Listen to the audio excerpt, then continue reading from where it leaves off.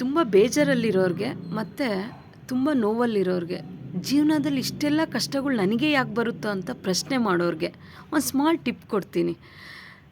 ಈ ವಿಡಿಯೋ ನೋಡ್ತಾ ಇರೋರು ಆ ಒಂದು ಯೋಚನೆಯಿಂದ ನೋಡ್ತಾ ಇದ್ದರೆ ನೀವು ಯಾರು ಅಂತ ನನಗೆ ಗೊತ್ತಿಲ್ಲ, ಇನ್ನು ಈ ಪ್ರಪಂಚಕ್ಕೆ ಏನು ಗೊತ್ತಿರುತ್ತೆ.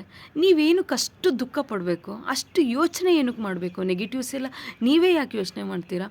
ಬೆಳೆಯೋರು ಬೆಳೀತಾನೆ ಇರ್ತಾರೆ, ಎಲ್ಲ ಪಾಸಿಟಿವಾಗಿ ತೊಗೊಂಡು. ಎಷ್ಟೇ ಸಮಾಜದಿಂದ ನೆಗೆಟಿವ್ ಆಗಿ ಅವ್ರಿಗೆ ಕಮೆಂಟ್ಸ್ ಬಂದರು, ಏನೇ ಆದ್ರೂ ಅವರಿಂದ ಏನು ಸೋಷಿಯಲ್ ಮೀಡಿಯಾದಲ್ಲಿ ಅವ್ರ ಹೆಸರೇ ವೈರಲ್ ಆಗ್ತಾಯಿದ್ರು ಬೆಳೆಯೋರು ಬೆಳೀತಾನೆ ಇರ್ತಾರೆ, ಪಾಸಿಟಿವಾಗಿ ಯೋಚನೆ ಮಾಡೋರು ಮಾಡ್ತಾನೆ ಇರ್ತಾರೆ. ನೀವು ನಿಮಗೆಲ್ಲೋ ಒಂದು 50 ಜನನೋ 100 ಜನನೋ ಪರಿಚಯ ಇರ್ತಾರೆ, ಅವ್ರಿಗೆ ಏನೋ ಅಂತಾರೆ ಅಂತೇಳ್ಬಿಟ್ಟು ಅವ್ರು ಏನೋ ಅಯ್ಯೋ ಅವರಿಂದ ಹಿಂಗಾಯಿತು ಹಂಗಾಯಿತು ಅದನ್ನೆಲ್ಲ ಯೋಚನೆ ಮಾಡೋ ಬದಲು ನನ್ನ ಜೀವನನ ನಾನು ಡೆವಲಪ್ ಮಾಡ್ಕೊಳ್ಳೋದಕ್ಕೆ ಯಾವ ಥರ ನಾನು ಯೋಚನೆ ಮಾಡಬೇಕು ಅಂತ ಪ್ರತಿದಿನ ಒಂದು 10 ಮಿನಿಟ್ಸ್ ನಾನು ಆ ಥರ ಯೋಚನೆ ಮಾಡ್ತಾ ಹೋದರೆ ನನ್ನ ಜೀವನದಷ್ಟು ಖುಷಿಯಾಗಿ ಇನ್ಯಾರ ಜೀವನನೂ ಇರೋಕ್ಕಾಗಲ್ಲ ಅಂತ ನಾವು ತಿಳ್ಕೊಬೋದು. ಅದು ಬಿಟ್ಟರೆ ನಾನು ಯಾವಾಗಲೂ ದುಃಖದಲ್ಲಿದ್ದರೆ ಪ್ರಪಂಚ ಏನು ನನ್ನನ್ನು CCTV ಇಟ್ಟುಬಿಟ್ಟು ನೋಡ್ತಾ ಇರಲ್ಲ.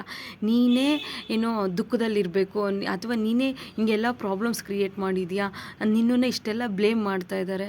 ಯಾರು ನಮ್ಮನ್ನು ಅಷ್ಟು ಯೋಚನೆ ಮಾಡಿ ನಿಮ್ಮ ಬಗ್ಗೆ ಕಾಳಜಿ ವಹಿಸಿ ಯಾರೂ ಅಷ್ಟು ಟೈಮ್ ಕೊಟ್ಟು ಯೋಚನೆ ಮಾಡ್ತಾ ಇರಲ್ಲ.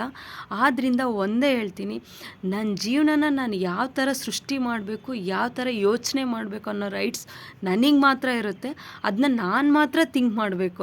ಅದನ್ನ ನೆಗೆಟಿವ್ ಆಗಿ ಥಿಂಕ್ ಮಾಡ್ತೀವೋ ಪಾಸಿಟಿವ್ ಆಗಿ ಥಿಂಕ್ ಮಾಡ್ತೀವೋ ನಮ್ಮ ಕೈಯಲ್ಲಿರುತ್ತೆ.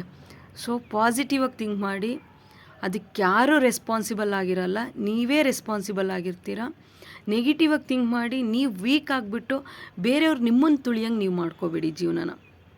Thank you.